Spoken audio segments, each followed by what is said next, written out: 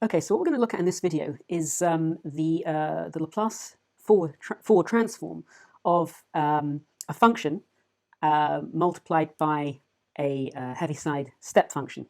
And we're going to be looking at a special case when the argument of the Heaviside step is the same as the argument of the function. So what we looked at before was ut minus c dot f of t minus c. We saw what that looked like graphically.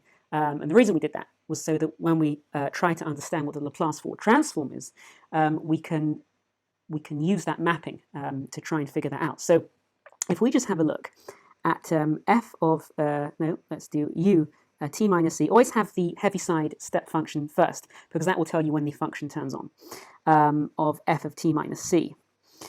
We said before that all that is exactly the same. It's identical to f of t, but it's been shifted c units along the t-axis only for when t is greater than 0. So when we had something like, say, u of t minus pi on 4 sine t minus pi on 4, what we said was that that's exactly the same as saying, so if we have the regular sine function over here, pi on 4 is going to be over here. This is t, and this is f of t.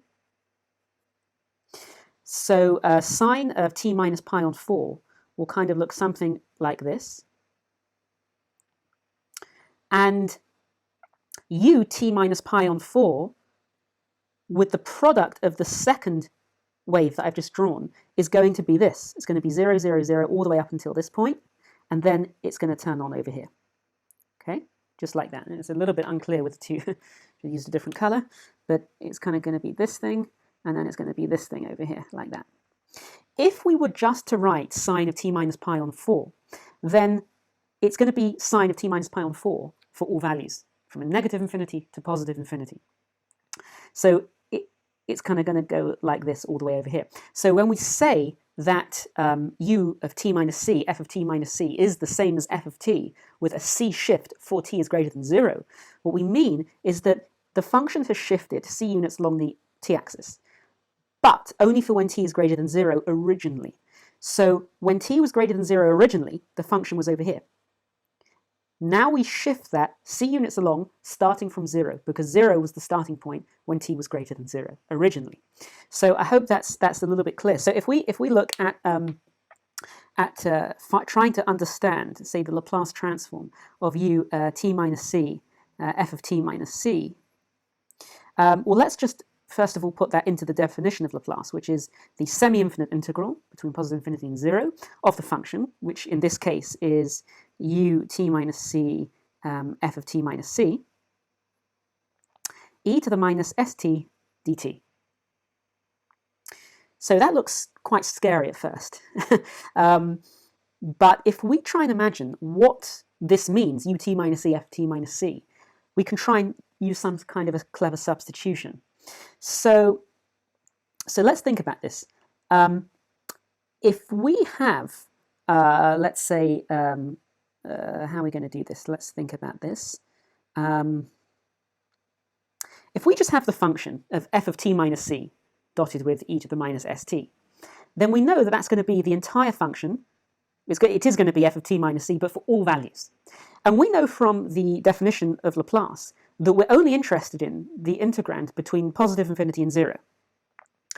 But we also know that this entire integrand is only going to be switched on. It's only going to have its value for when t is greater than c. So what we can say is that this whole thing is equivalent to f of t minus c, e to the minus st dt, because remember, it is that function shifted, but it's only going to be turned on for when t is greater than c, all the way to infinity. So we can say that the limits will be from infinity to c of f of t minus c e to the minus st dt. So if we go ahead and integrate that,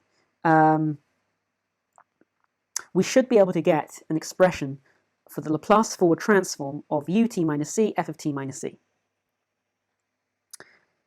So the question is, how do we go about doing that? So one of the ways we can do this is by using a substitution. So if we say v equals t minus c, then we can say that t equals v plus c. And if we differentiate the left-hand side and the right-hand side, then we can say that dv equals dt, because c is a constant for the purpose of this integration here. So then we can go down and we can say that this is equivalent to f of v, e to the minus s is a constant, of t, and t is v plus c now. And it's going to be dv, because dv equals dt. Now let's look at the limits here. When t is infinity, infinity minus constant is just going to be infinity, because that's really just an expression. You can't deduct something rational from infinity and get anything but infinity. I guess unless it's infinity. But and then we have c, when t equals c. Remember, here we're using t, and now we're using v over here. So when t equals c, c minus c is 0, so v is going to be 0. Yeah? So now we have another form of the function here. So let's scroll down. I'll scroll down a little bit. So now we can write this as the semi-infinite integral, positive infinity and 0, of f of v, e to the minus sv, dot e to the minus sc dv. And because of s and c is a constant, we can actually just take that out of the integrand. So we can say that this is going to be equal to e to the minus sc, positive infinity and 0, of f of v, e to the minus sv dv. And if you notice, this is very, very similar to this. Positive infinity and 0, f of t, e to the minus st dt. In fact, it's exactly the same. It's just that v has been replaced with t. So therefore, we can say that this is now going to be equal to e to the minus sc, or e to the minus cs, really, because c is the constant, f of s. And that's obviously providing that the Laplace transform of f of t equals f of s. So we can say that therefore the Laplace transform of u t minus c, f of t minus c, equals e to the minus cs f of s, providing that the Laplace transform of f of t equals f of s. Okay, so let's have a look at an example. So we've got the question is, what is the Laplace transform of u t minus 4 dot t minus 4 squared? So whenever you see something that looks similar to a theorem, just write the theorem down. That's what I always do. So that will help. So we know that the Laplace transform of u t minus c, f of t minus c, equals e to the minus cs f of s, providing, of course, that the forward Laplace transform of f of t equals f of s. So we've got here in the form ut minus 4, t minus 4 squared. So immediately we can see the shift. The shift is c, it's positive shift, 4. Okay? So we can say that c equals 4. And the function is just going to be, now remember, when we're trying to determine the function, we know that this thing over here must be the function, something of the function, because this is just the Heaviside step. But we take out the shift to determine what the function is, because remember, this is only a transform shift of the function. So if we want to know what the function is, we just take out the shift, and then we see what we're left with.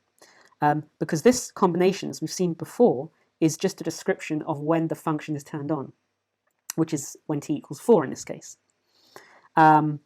So if we take out the shift, we're left with t squared. So the function must be t squared.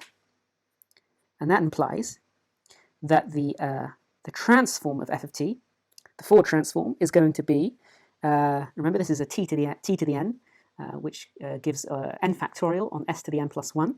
So that's going to be n factorial, so that's going to be 2 on s to the 3. And therefore we can say that the answer is going to be e to the minus cs, which is e to the minus 4s dot 2 on s cubed, which equals 2 e to the minus 4s on s cubed. Okay, let's have a look at another one. So we've got the forward Laplace transform of ut minus 3 sine t minus 3. So again, let's write out the second shift theorem, u of t minus c, f of t minus c, equals e to the minus cs f of s. So we can immediately see that c equals 3 and f of t equals sine t. It does not equal sine t minus 3, because again, as we said before, the shift in combination with the Heaviside step is a description of when the function turns on. It doesn't change the function. So f of t, sine t, and that implies that f of s equals 1 on s squared plus 1 squared. And therefore we can say that the answer is going to be e to the minus 3s dot 1 on s squared plus 1, which equals e to the minus 3s on s squared plus 1. Okay, let's have a look at this one here. The Laplace transform of ut minus 2, t minus 2 cubed. So, the second shift theorem, ut minus c, f of t minus c, equals e to the minus cs f of s, providing that the Laplace transform of f of t is f of s, of course. So we can see that the shift is going to be 2. We can say that the function is going to be t cubed, which implies that f of s equals 6 on s to the 4, and therefore we can say that the answer is going to be e to the minus 2s dot 6 on s to the 4, which equals 6 e to the minus 2s on s to the 4. Okay, now let's have a look at another one. We've got the Laplace forward transform of u t minus 1 sine 3 of t minus 1. So, Laplace forward transform is u t minus c, f of t minus c, equals e to the minus cs f of s. And we can say that the shift c is going to be 1. The function f of t is going to be sine 3t, because we remember we removed the shift to work out what the function is, so it's going to be left with sine 3t. And that's going to imply that f of s equals 3 on s squared plus 3 squared. And then we can say that the answer is just going to be e to the minus cs, e to the minus 1s, dot f of s, which is 3 on s squared plus 9. So that's going to equal 3 e to the minus s on s squared plus 9. Okay, now let's have a look at another one. So we've got the question is the Laplace transform of ut minus 5 e to the t minus 5. So we can say that the Laplace transform of ut minus c, f of t minus c, equals e to the minus cs f of s. And we can say that the shift is going to be 5. The function is going to be e to the t, because remember we removed the shift to determine the function. That implies that the Laplace transform of e to the t, remember this is going to be of the form Laplace transform of e to the at, which is going to be 1 on s minus a, if you remember before. So this is just going to be 1 on s minus 1, because a is 1, and therefore we can say that the final answer is going to be e to the minus 5s dot 1 on s minus 1, which equals e to the minus 5s on s minus 1. In the next video, I'm going to be covering the inverse Laplace transform of the second shift theorem and associated questions on that. So it's important to be very, very comfortable going in the forward direction in second shift, and then we can use those results to be able to find more complex forms of inverse Laplace transforms.